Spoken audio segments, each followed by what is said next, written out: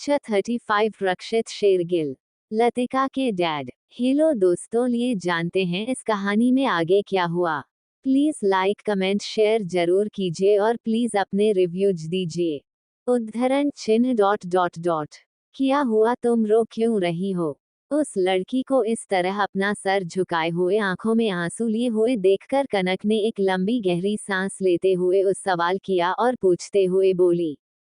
उसकी आवाज ज्यादा तेज नहीं थी, लेकिन वहां पर मौजूद हर किसी को साफ साफ सुनाई दी थी। उसकी बात सुनकर क्लास में मौजूद सभी लड़के और लड़कियां आपस में कानाफूसी करने लगे और सामने मौजूद ओवरवेट वाली लड़की उसे कंफ्यूजन में देखने लगी। उद्धरण चिन्ह डॉट डॉट डॉट। हाँ, अचानक एक कनक कंफ्यूजन में अपनी आंखों में नामी लिए हुए उसने देखा। वहीं दूसरी तरफ कनक की बात सुनकर क्लास में मौजूद लड़कियां आपस में मुंह दबाकर हंसने लगी। लड़के भी हंसे बिना नहीं रह पाए। एक लड़के ने अपने दोस्त की ओर देखते हुए मजाकिया अंदाज में कहा, आज इस बुरे का मजाक लगता है, कनक उड़ने वाली है। हा हा हा हा हा।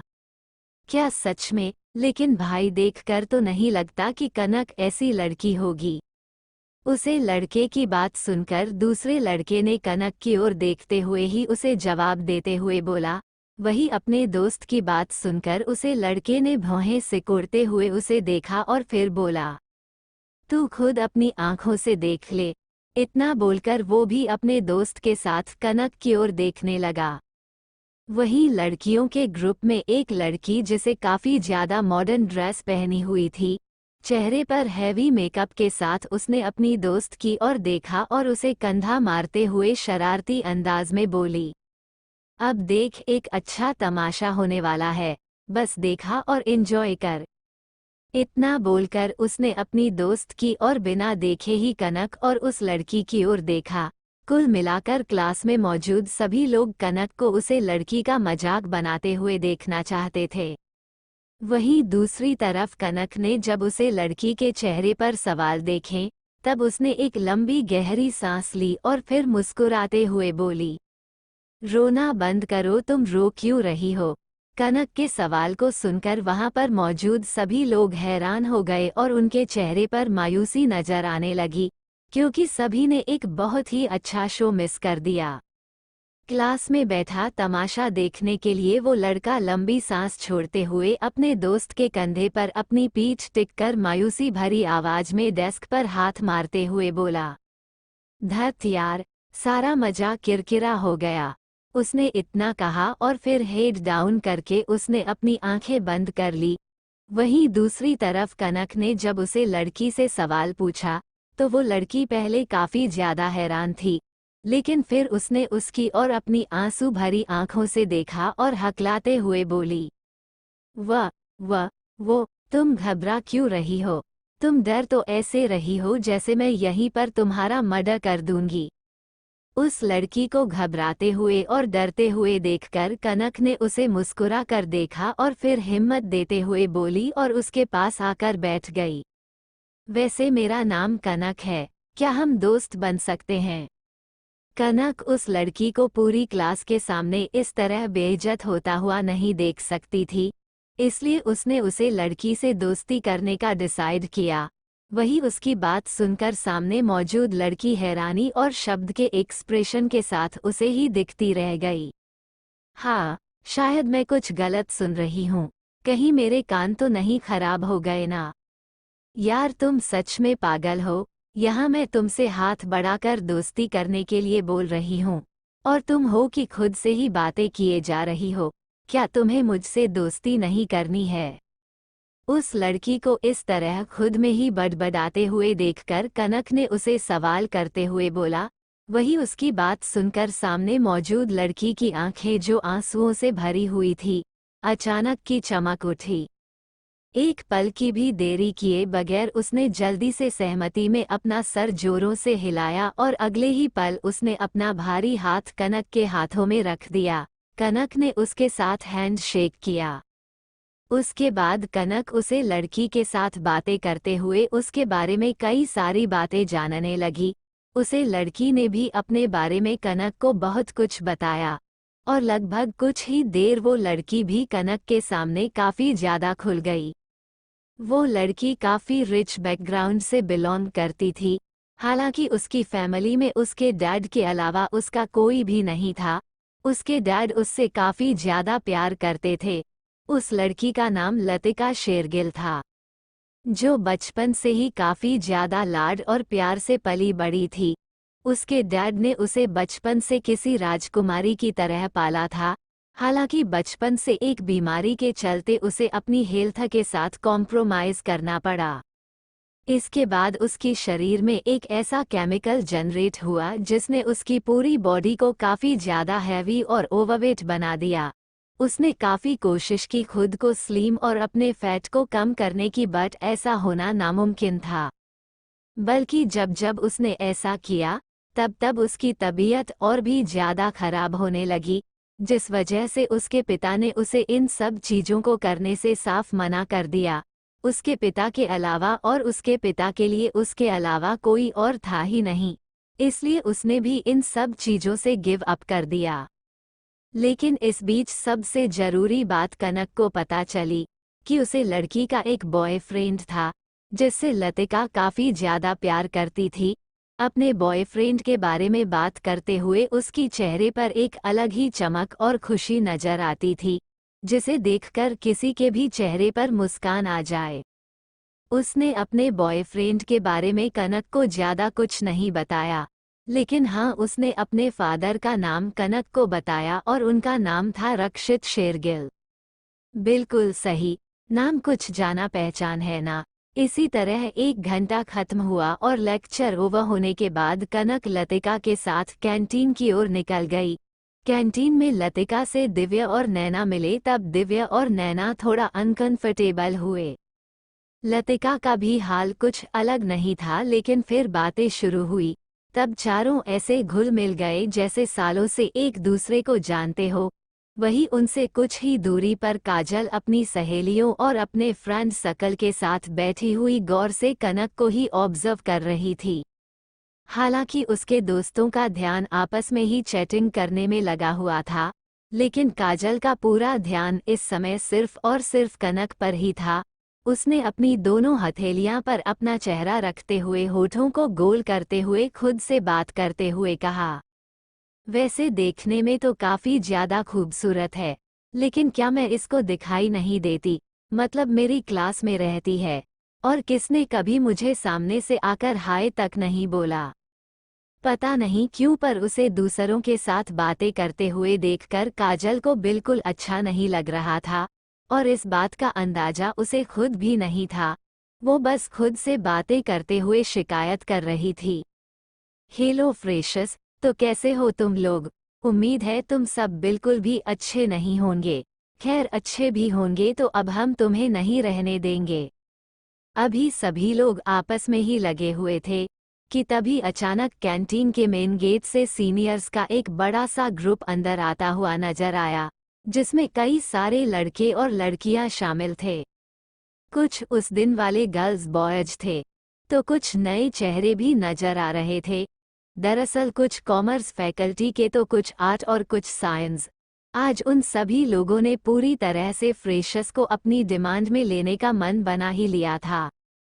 वही उसे ग्रुप के सबसे आगे खड़ी लड़कियों में से सबसे स्टाइलिश कपड़े पहने हुए वन पीस में खड़ी एक खूबसूरत लड़की ने अपनी तेज आवाज में सभी को देखते हुए अपना चश्मा निकाल और बोली।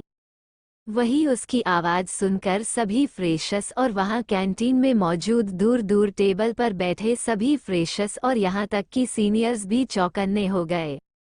लेकिन इस समय प्रॉब्लम्स की बात सिर्फ और सिर्फ फ्रेशर्स के लिए ही थी, और वो भी सिर्फ उनके लिए जो एक पावरफुल बैकग्राउंड से बिलोंग नहीं करते थे, जहां सबके चेहरे के रंग उड़े हुए थे। वहीं कनक का चेहरा बिल्कुल शांत था। आज का सफ़र यहीं पर ख़त्म होता है। प्लीज़ लाइक कमेंट शेयर ज़रूर कीजिए और प्लीज़ अपने रिव्यूज दीजिए। CH36 अमीर बाप की बिगड़ी हुई औलाद। हेलो दोस्तों, लिए जानते हैं इस कहानी में आगे क्या हुआ। प्लीज़ लाइक कमेंट शेयर ज़रूर कीजिए और प्लीज़ अपने रिव्यूज दीजिए। हे भगवान, अब क्या होगा यार हम लोगों का। इन सालों सीनियर्स की ऐसी की तैसी, साला में तबला समझ कर बैठे हैं क्या? नहीं मतलब जब मन किया तब बजाने आ जाते हैं। कैंटीन में फ्रेशर्स के साथ बैठा हुआ एक लड़का अपने दोस्त के कान में फुसफुसाते हुए उससे बोला, लेकिन उसकी आवाज उसे टेबल पर बैठे उसके ग्रुप वालों ने सुन ली थी, लेकिन उसकी बात कहीं से भी किसी को भी गलत नहीं लगी। इसलिए उसके सामने बैठे दूसरे लड़के ने उसकी बात का जवाब देते हुए एक नज़र सीनियर्स पर डालते हुए घबराहट भरी सांस लेते हुए बोला, बिल्कुल सही यार, लेकिन हम भी क्या कर सकते हैं, फ्रेशर्स हैं, और इनमें से सभी लोग एक पावरफुल और काफ़ी डेंजरस बैकग्राउंड से बिलोंग करते हैं। इसे पंगा लेने की हिम्मत तो हम में से किसी में भी नहीं है। यार बात तो सही कह रहा है, लेकिन इसका मतलब ये थोड़ी ना है कि हम इनके अत्याचार को यूं ही सहते जाएंगे। कुछ ना कुछ तो करना ही पड़ेगा ना।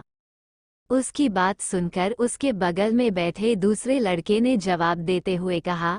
वहीं दूसरी तरफ सीनियर्स का ग्रुप कैंटीन के बीचों बीच आ चुका था और वहां पर मौजूद लगभग सभी लोग काफी ज्यादा घबरा चुके थे।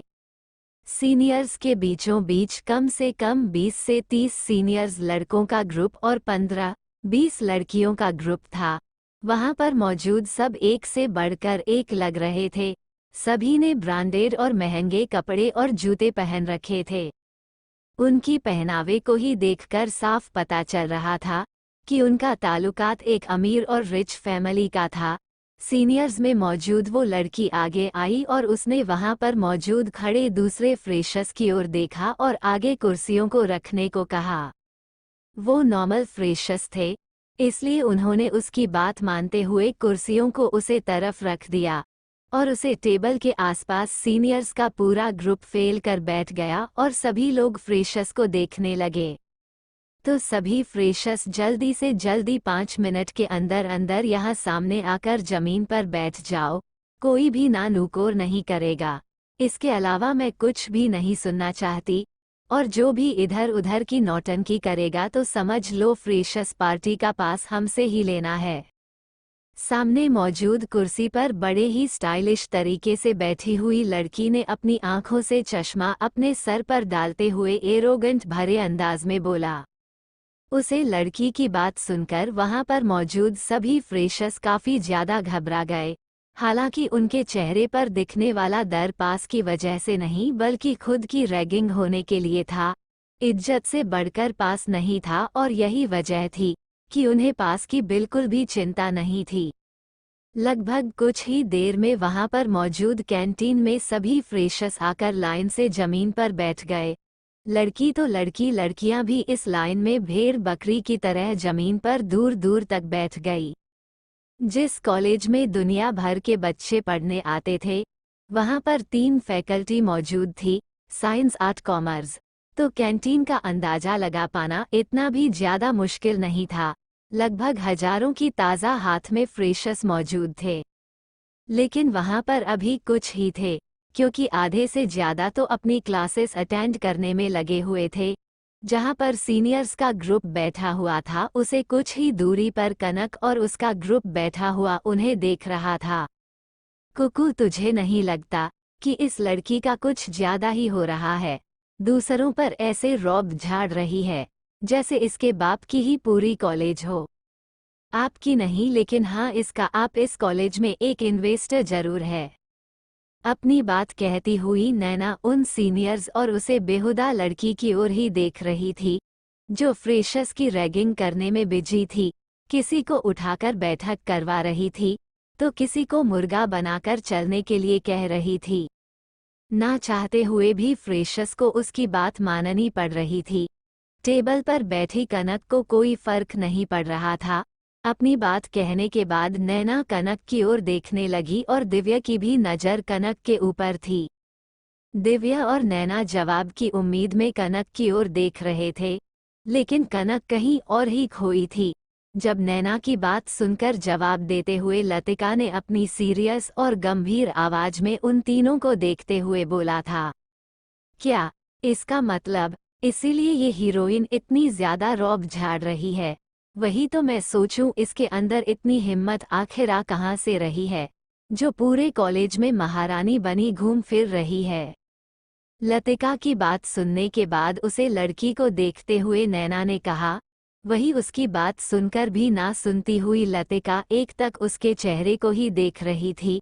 अपने हाथों में मौजूद सैंडविच को खाते हुए उसने नैना की ओर देखा और मन ही मन खुद से बोली, इसकी आंखें बिल्कुल डैड की तरह क्यों है? क्या सच में मेरे डैड के अलावा भी कोई और इतनी खूबसूरत और गहरी आंखों का मालिक हो सकता है? आंखों के साथ देखने में भी काफी ज्यादा खूबसूरत है। हो सकता है क्योंकि कुछ भी ऐसा नहीं है जो इम्पॉसिबल हो, सिर्फ मेरे वजन को कम करना को छोड़कर। अचानक ही नैना के चेहरे को देखते हुए और उसके बारे में सोचते हुए लतिका ने मन ही मन खुद से सवाल किया और अगले ही पल अपने ही सवाल का जवाब देते हुए खुद से बोली, लेकिन फिर आखिरी लाइन कहते रहते उसके चेहरे पर उदासी छा गई कि तभी अचानक पीछे से इस सीनियर लड़की की एक भारी और तेज आवाज आई, ओए मोटी इधर आओ, और हाँ, ज्यादा मत खाओ वरना फट जाओगी। हा हा हा हा हा। अरे तुम्हें एक बार में हमारी बात समझ में नहीं आती है क्या? इधर आओ, क्या तुम्हें सुनाई नहीं दे रहा है? सीनियर लड़की जिस तरफ थी उसे तरफ लतिका की पीठ थी, इसलिए उसे सीनियर लड़की ने जब कुछ फ्रेशर्स के ग्रुप को अभी भी टेबल पर बैठे हुए देखा, तब उसने लतिका को पीछे से देखा और उसे आवाज लगाते हुए गुस्से में कहा, लेकिन अपनी बात कहने के बाद खुद ही उसे हंसी आ गई और उसके साथ साथ सीनियर्स के ग्रुप में मौजूद हर एक लड़का और लड़की लतिका की ओर देखकर खिलखिलाकर हंस पड़े। उन सभी की आंखों में उसके लिए मजाक साफ साफ नजर आ रहा था। बहुत ही जल्द लतिका का भी ध्यान उसे तरफ गया और उसने जब पीछे मुड़कर देखा तो वो और सीनियर्स का पूरा ग्रुप और फ्रेशर्स का पूरा ग्रुप उसको ही देख रही थी। नैना, दिव्या और कनक के भी कान खड़े हो गए। इन सब के बीच किसी ने गौर नहीं किया। काजल सीनियर्स के ग्रुप के लड़कों के पास जाकर खड़ी हो गई थी, क्योंकि लड़कों के ग्रुप में सबसे आगे एक हैंडसम दिखने वाला नौजवान लड़का खड़ा उसके पास ही उससे बातें कर रहा था। Lovelesh Kumar, like comment share and follow कीजिए और हाँ, अपने रिव्यूज देना मत भूलिएगा।